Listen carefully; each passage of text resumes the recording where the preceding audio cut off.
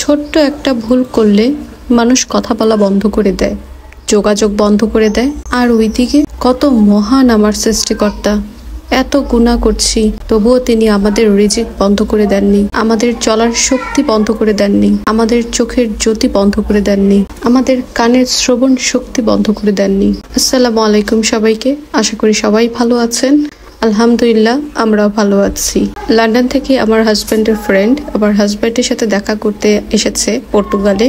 3 দিন ভাইয়া এবং তার পরিবার আমাদের সাথেই আমাদের বাসায় ছিল। ব্যস্ততার কারণে তেমন বেশি ভিডিও ক্লিপ নিতে পারিনি। তাই এই 3 দিন ধরে আমরা কি করেছি, কি খেয়েছি, কোথায় গিয়েছি, কেমন করে দিনগুলো কেটেছে সব থাকছে এই ভিডিওতে। আশা করছি আপনাদের ভালো লাগবে। ভাইয়া ভাবির ফ্লাইট ছিল দুপুরে, পর্তুগাল টাইম আর লন্ডন টাইম সেম। পর্তুগালে ওনারা আমাদের বাসায় এসে পৌঁছেছে রাত প্রায় 10টায়।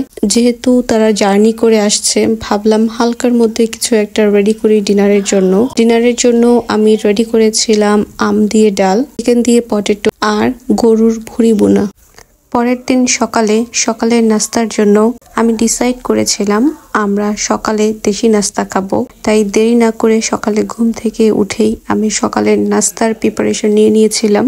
সকালের নাস্তার জন্য আমি রেডি করেছিলাম মিক্স ভাজি, সাথে ছিল ডিম, মুরগির মাংস, দুধ চা আর টর্টিলা। শত ব্যস্ততার মাঝেও আমি এই ছোট ছোট ভিডিও ক্লিপগুলো নিয়েছিলাম, কারণ আমার হাজবেন্ড আর তার ফ্রেন্ড প্রায় 9 বছর পর একজন আরেকজনকে দেখেছে। যখন তারা লাস্ট দুইজনকে দেখেছিল তখন তারা সিঙ্গেল ছিল, এখন তাদের ওয়াইফ আছে, দুইজনের 2টা করে বেবি আছে। সকালে লাঞ্চ করার পর আমার হাজবেন্ড ভাইয়া ভাবিকে নিয়ে গিয়েছে লিসবনে কিছু টুরিস্ট প্লেস তারা ভিজিট করেছে। দেন তারা গিয়েছে রাছিয়াপুর বাসায় লাঞ্চ করতে।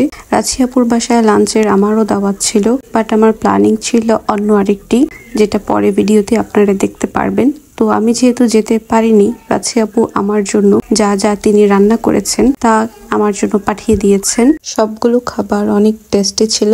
থ্যাংক ইউ রাছি আপু ফর ইউর ইয়ামি ফুড। এই 3 দিন আমাদের অনেক ব্যস্ত সময় গিয়েছে।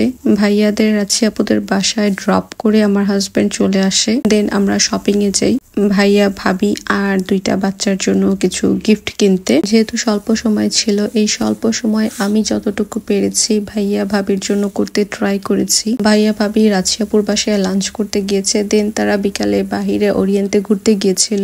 ওই টাইমে আমরা শপিং করতে গিয়েছিলাম। যদি আমরাও লাঞ্চ করতে যেতাম রাছিয়াপুর বাসায় তাহলে হয়তো শপিং করতে পারতাম না।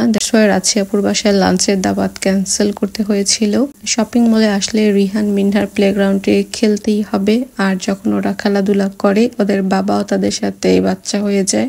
ভাইয়ারা পর্তুগালে এসেছে 2 জুলাই 2024, আর এখন যে ক্লিপটি আপনারা দেখতে পাচ্ছেন তা 4 জুলাই 2024। সকালের নাস্তা রেডি করে আমি দুপুরের খাবার অ্যারেঞ্জ করছিলাম। আজকের দিনে আমি চেয়েছিলাম পর্তুগিজ ব্রেকফাস্ট রাখতে, যেমন পাউকাম কেজো রেখেছি, ক্রুসেন রেখেছি, পর্তুগালের ফেমাস পাস্তেল নাতা, কেক ছিল, ওয়াটারমেলন ছিল, পরে চাও ছিল।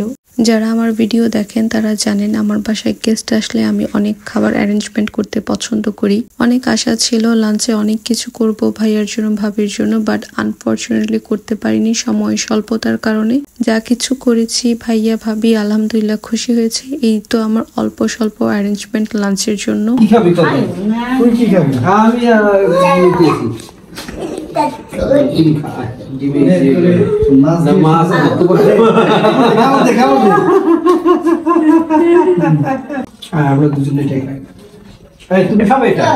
একটু ভাবিরে খাওয়াই দেন।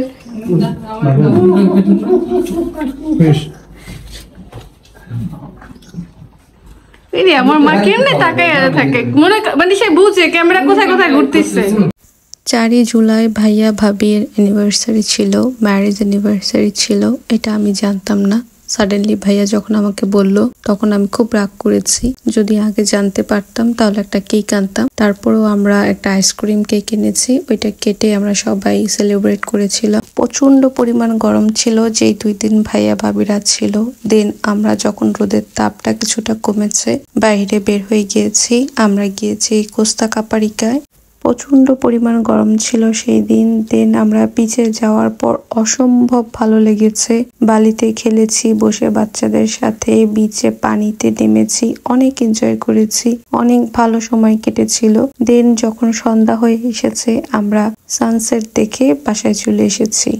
পরের দিন সকাল 5ই জুলাই 2024 ভাইয়াদের ফ্লাইট ছিল সকাল 11টায়। 8টার মধ্যেই তারা সকালের নাস্তা করে বের হয়ে গিয়েছে। খুবই খারাপ লাগছিল বিদায়ের সময়টি। আজকের জন্য এইটুকুই। ইনশাআল্লাহ নতুন করে নতুন ভাবে নতুন ভিডিও নিয়ে আবার আপনাদের সামনে হাজির হব। ততক্ষণ আপনারা অনেক ভালো থাকবেন আর আমাদের জন্য দোয়া করবেন।